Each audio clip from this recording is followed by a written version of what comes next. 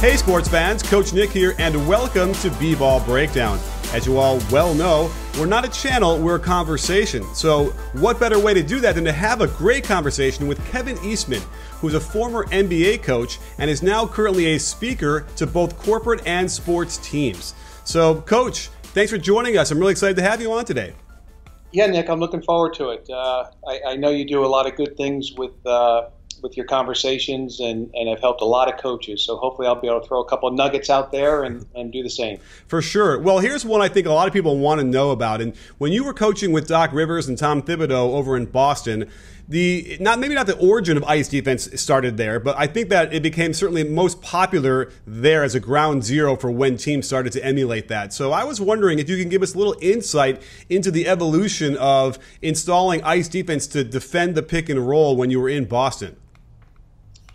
Well, I mean, what happens is in NBA basketball in particular is the offense seems to run ahead of the defense, and then the defense has to catch up. And we had one of the best defensive minds ever in basketball, in professional basketball anyway, in Tibbs.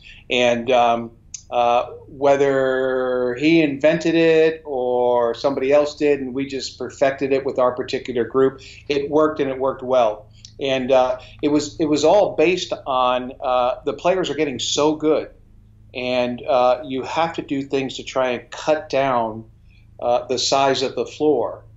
And those who are listening know that in an ice situation, you're keeping the ball on the side and you're directing it only one way. So in essence, what you've done is basically cut down a half a court to a quarter of a court. And even then, it's hard to stop these guys. So how about this? Do you know why we call it ice versus blue or down or whatever? No, I don't know. I think it just is a word that kind of caught, and I don't even know who put it in first. Obviously, you just made a good call there. There's also blue. There's also down. So I don't think the call matters. I think the execution of whatever that call is matters. Fair enough, and that's a great point. I think that's what teams will do. Well, they'll change words up anytime you like to get the offense mixed up a little bit. So really great stuff. I think I particularly like it because not only do you say it can make it into a quarter of the court, but if done really properly, you don't need a third defender to kind of help and rotate over. I think, isn't that also a real key to that? Yeah, the third defender is important because they have to show like they're involved in the play. And what we like to say is your body is here, but your mind is there. Meaning the offense looks, when they look and take a check on your defense, it looks like everybody's there ready to help. And we are physically there, but we are mentally ready for the next slide in case we do have to go into rotation. Because no defense works perfectly, especially with the skill level of players today. They're going to find ways to beat it, and they've come up with creative ways to beat it, whether it be the snake dribble, getting guys on your back and being able to ride them and keep them behind you so you only have to worry about the big man that you're attacking. So there's going to be something next. I'm just not sure what it is. Well, let's talk a little bit about when Ray Allen joined the team in that summer. I think it was 2008, perhaps, when we look back.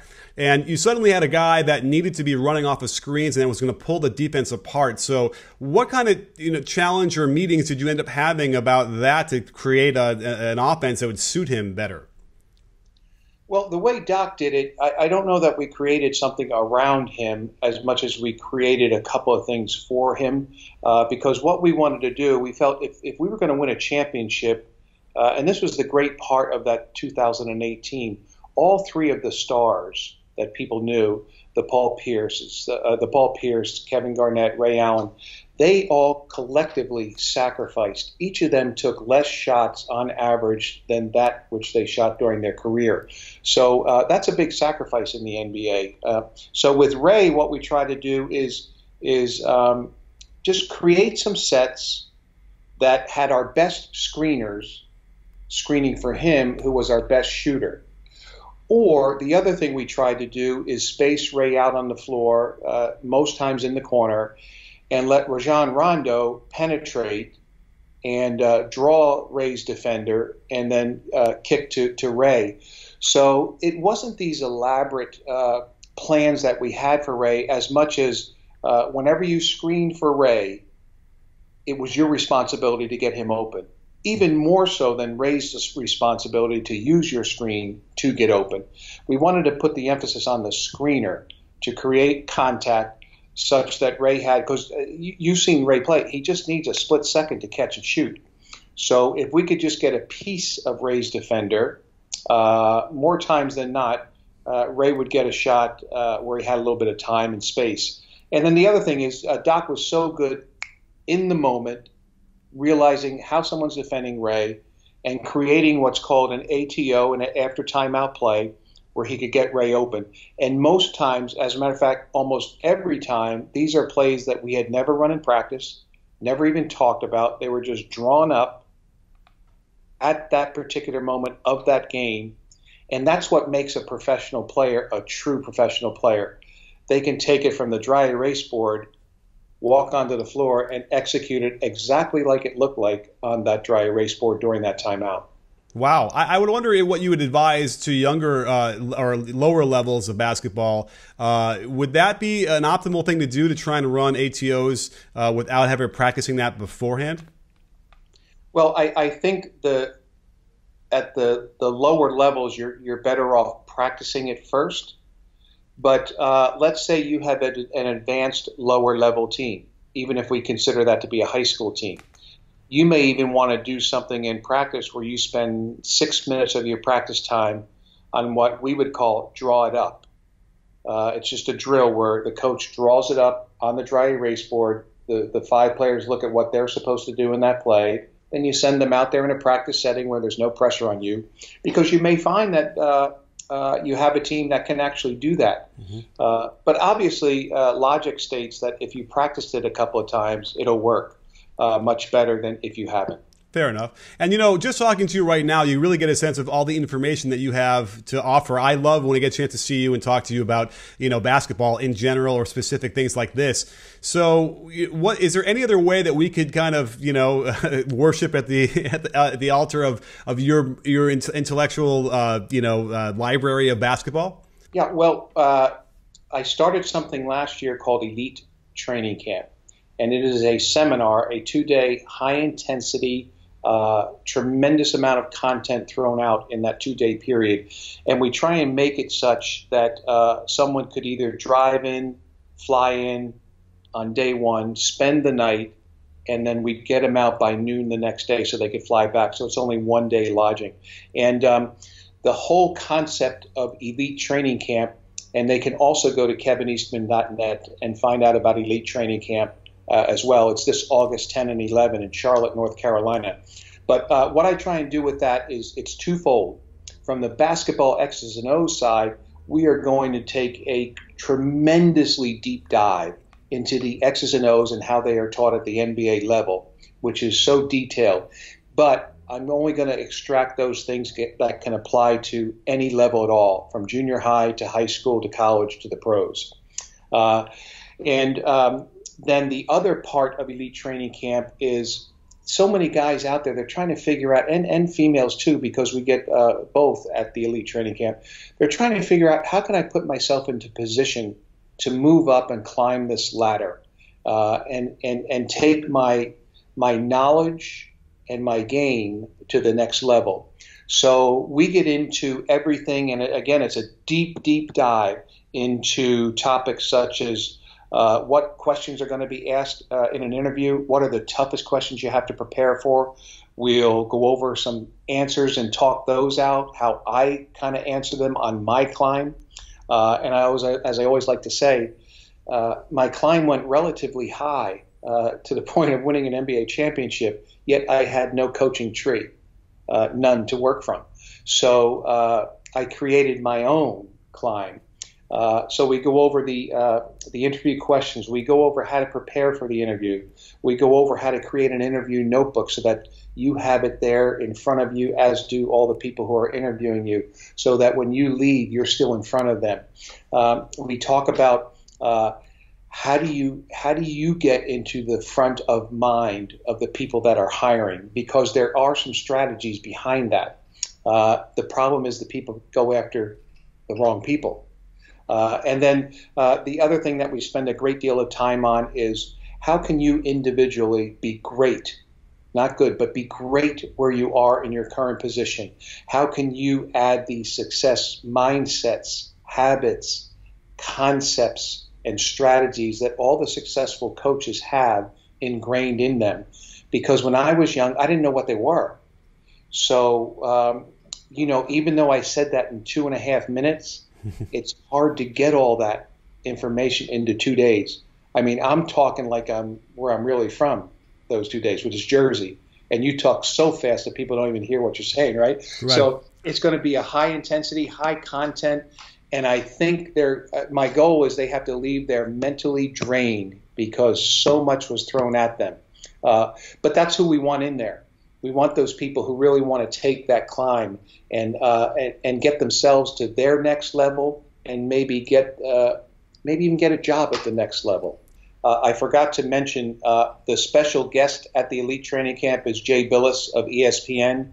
And Jay had his own climb in the world of TV and sports broadcasting and announcing.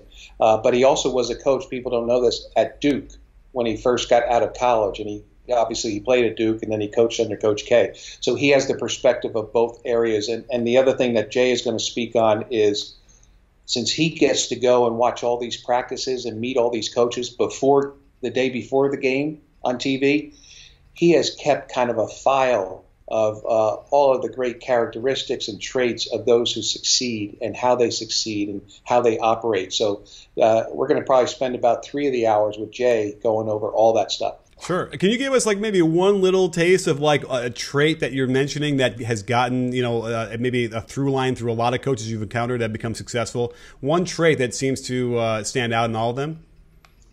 Well, the first thing that comes to mind is not so much the trait would be there's 2 types of people in this world. There are know-it-alls, and they never climb. And there are learn-it-alls. Those are the ones that climb the ladder, that are intellectually curious about their craft. So, and we'll spend some time on that.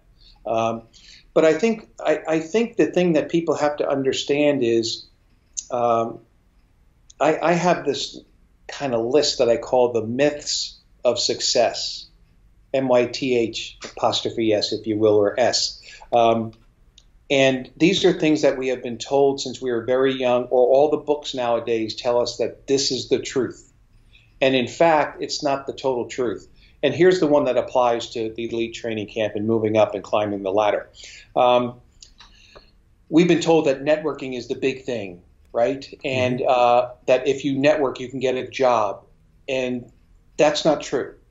If you network, you can meet a large number of people.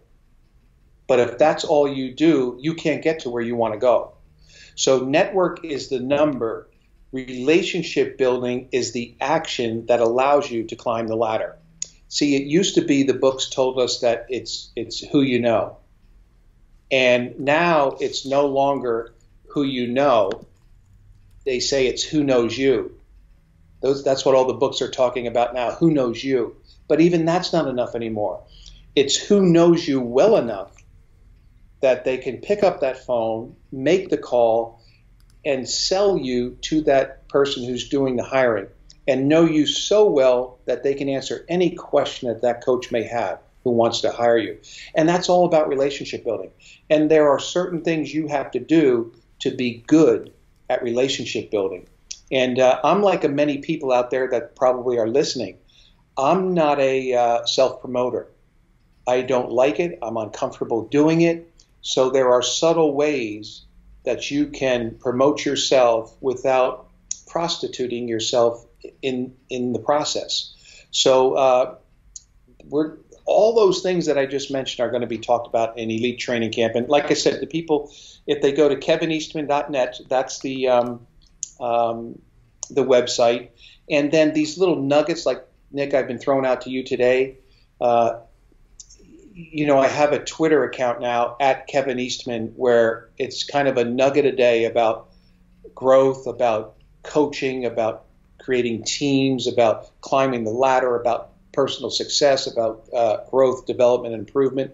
So people can also maybe check that out if in fact they do that. And just to round out our practice here, I wonder if we can just discuss what you were talking about there in the terms of a Game 7 in the NBA Finals, which you had to go through against the Lakers.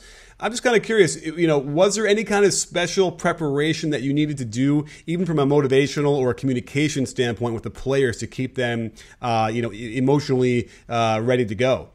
First off, luckily we only had to go to Game 6 in 2008, and we won the championship and beat the Lakers. In 2010, they took us to Game 7 out in LA, and they beat us in 2010. So that whenever you have 3 wins, right, and you're trying to get the 4th, they're all Game 7s. You can be up 3-0. Mm-hmm. That 4th game is a Game 7. You can close it out. So the intensity and the focus and the discipline is pretty much all the same. When you really truly get to a Game 7, like basically this may kind of blow Doc's reputation, but you got to just come in, walk into the locker room and say, guys, if you need to talk right now before a Game 7, we shouldn't have even been here, right? Because to get there, you know what it took. Really, all the preparation in Game 7, it starts back in September when your guys come back in. Because here's the deal.